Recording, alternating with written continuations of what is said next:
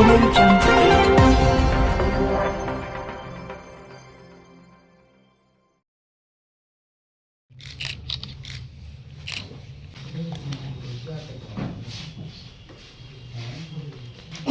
पूरा घटनाक्रम इस तरह हुआ कि 1 तारीख को एक व्यक्ति आए, उन्होंने बताया कि उनका मोबाइल गुम हो गया है जिसमें उनका पे फ़ोन है। उसके बाद हमारी टीम ने उसको फॉलो किया। पे फ़ोन से उनके फ्लिपकार्ट के माध्यम से कुछ सामान ऑर्डर किया गया, तो हमारी टीम ने रेकी करके जो फ्लिपकार्ट से सामान आने वाला था उसको इंटरसेप्ट किया। उसके पास से वो मोबाइल तो बरामद हो ही गया और उसने एक्सेप्ट भी किया कि ये फ़ोन चोरी हुआ था, हमने फ़ोन पे का यूज़ करके इनका सामान, घड़ी या जो भी फ्लिपकार्ट से ऑर्डर किया था, ये हमारा काम है। लेकिन जब इसको हम लोगों ने इन्वेस्टिगेट किया पूरी चीज़ को, तो ये एक वृहद साइबर फ्रॉड का एक छोटा भाग निकला। साइबर फ्रॉड इस तरह से था कि ये जो 3 आदमी पकड़ाए हैं अभी अररिया के, शाहनवाज, साकिब और सुशील, ये तीनों पहले मटर का काम करते थे नेपाल से। उसके बाद पिछले 1 साल से ये मटर का काम छोड़ करके साइबर फ्रॉड में शामिल हो गए। और मज़े की बात ये है कि इनका हैंडलर पाकिस्तान में बैठता है। वो वहाँ से पाकिस्तान से उसने अकाउंट प्रोवाइड कराया इनको। ये नेपाल जाकर के पाकिस्तान के माध्यम से उस नेपाली अकाउंट में पैसा आता था।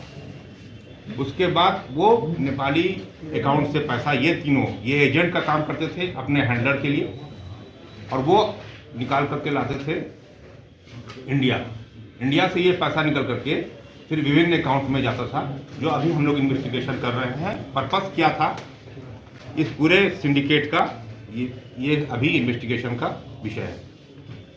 तीनों जलालाबाद के आसपास पकड़ाए थे जहां वो फ्लिपकार्ट का सामान लेने के लिए गए थे, लेकिन रहने वाले अररिया के हैं। बरामद कैसे हुआ सर? बरामद बहुत सारा ATM कार्ड, मोबाइल और पैसा, लेकिन साथ में जो एक ट्रांजैक्शन इन्होंने पिछले 1 महीना में 40 से 50 लाख रुपया का ट्रांजैक्शन हुआ है, जो एक अकाउंट हम लोग पकड़े पाकिस्तान के थ्रू इन्होंने किया है, वो बरामद हुआ। वो पूरा ट्रांजैक्शन रिपोर्ट आ गई है और अब हम लोग उसको डिकोड करने की कोशिश कर रहे हैं कि ये आखिर मामला क्या था, किस वजह से ये पाकिस्तान का हैंडलर नेपाल के थ्रू इंडिया में पैसा कहाँ भिजवाना चाह रहा था। ये चैनल हम लोग पूरा डिकोड करने की कोशिश। डिफरेंट अकाउंट है, डिफरेंट आदमी के नाम से है, जो अभी सब इन्वेस्टिगेशन में।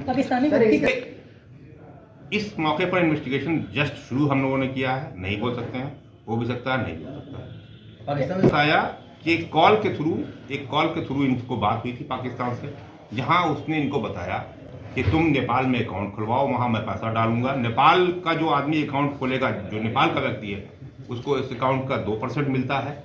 इनको 5% पर एजेंट बनाया गया था। ये एजेंट हैं उस हैंडलर के। चूंकि वो लास्ट एंड है, वो अभी इन्वेस्टिगेशन कल ही हमने जो है शुरू किया है, वहाँ तक अभी हम लोग नहीं पहुँचे हैं। वहाँ तक पहुँचने के बाद आप लोगों को ब्रीफ किया अनुसार 1 साल से ये लोग इस धंधे में, लेकिन वो कितने हैं ये अभी आगे अनुसंधान में हम लोग खोजने की कोशिश करेंगे। फिलहाल इसके बारे में हम लोग पता नहीं किए हैं, लेकिन हम लोग सारा चीज़ अनुसंधान में लाएंगे। ये मॉड्यूल क्या है, जस्ट फर्स्ट स्टेज का इन्वेस्टिगेशन हम आपसे शेयर कर रहे हैं। उन्होंने सेव किया हुआ है, वो गलत नाम से सेव किया हुआ है। चूँकि इंटरनेशनल मामला है, इसलिए हमको सारी चीज़ें लेने में थोड़ा टाइम लग रहा है, इन्वेस्टिगेशन में थोड़ा टाइम। अभी इन्वेस्टिगेशन में है, जैसे जैसे आता जाएगा हम बताते जाएंगे। क्या नाम है? सुशील, दूसरा शाहनवाज, तीसरा साकिब। तीनों अररिया का ही है। तीनों अररिया का। क्या सर आपको क्या लगता है? प्रिजम्पशन पर कोई बात नहीं बोलते हैं, बिल्कुल नेसेंट स्टेज में है पूरा इन्वेस्टिगेशन। अभी जो इन्वेस्टिगेशन में बात आई है हमने आपके साथ शेयर की, आगे जो चीज़ आएगी इन्वेस्टिगेशन में फिर आपसे शेयर की जाएगी।